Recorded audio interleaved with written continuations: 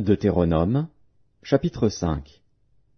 Moïse convoqua tout Israël et leur dit, « Écoute, Israël, les lois et les ordonnances que je vous fais entendre aujourd'hui.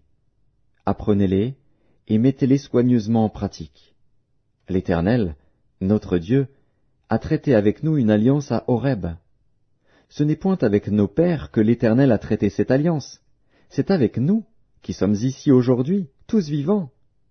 L'Éternel vous parla face à face sur la montagne, du milieu du feu.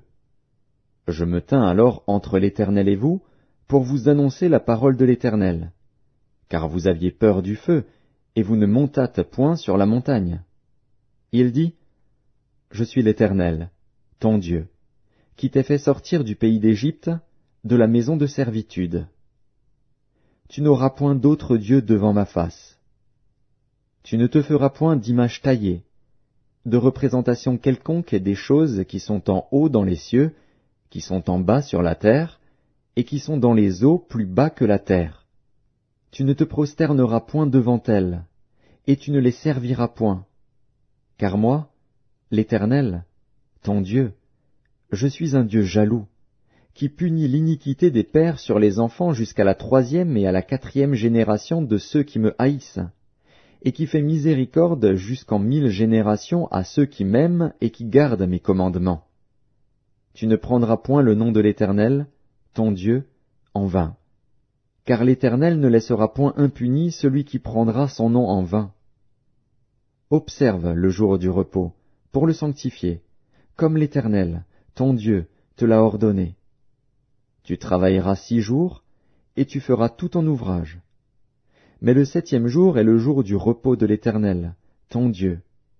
Tu ne feras aucun ouvrage, ni toi, ni ton fils, ni ta fille, ni ton serviteur, ni ta servante, ni ton bœuf, ni ton âne, ni aucune de tes bêtes, ni l'étranger qui est dans tes portes, afin que ton serviteur et ta servante se reposent comme toi. Tu te souviendras que tu as été esclave au pays d'Égypte, et que l'Éternel, ton Dieu, t'en a fait sortir à main forte et à bras étendus. C'est pourquoi l'Éternel, ton Dieu, t'a ordonné d'observer le jour du repos.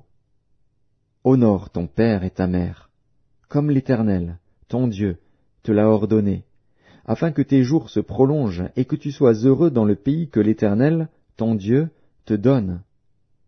Tu ne tueras point. Tu ne commettras point d'adultère. Tu ne déroberas point. Tu ne porteras point de faux témoignages contre ton prochain.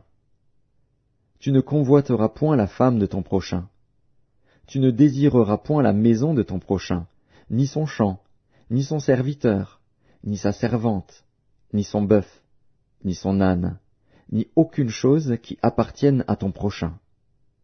Telles sont les paroles que prononça l'Éternel à haute voix sur la montagne, du milieu du feu, des nuées et de l'obscurité, et qu'il adressa à toute votre assemblée, sans rien ajouter.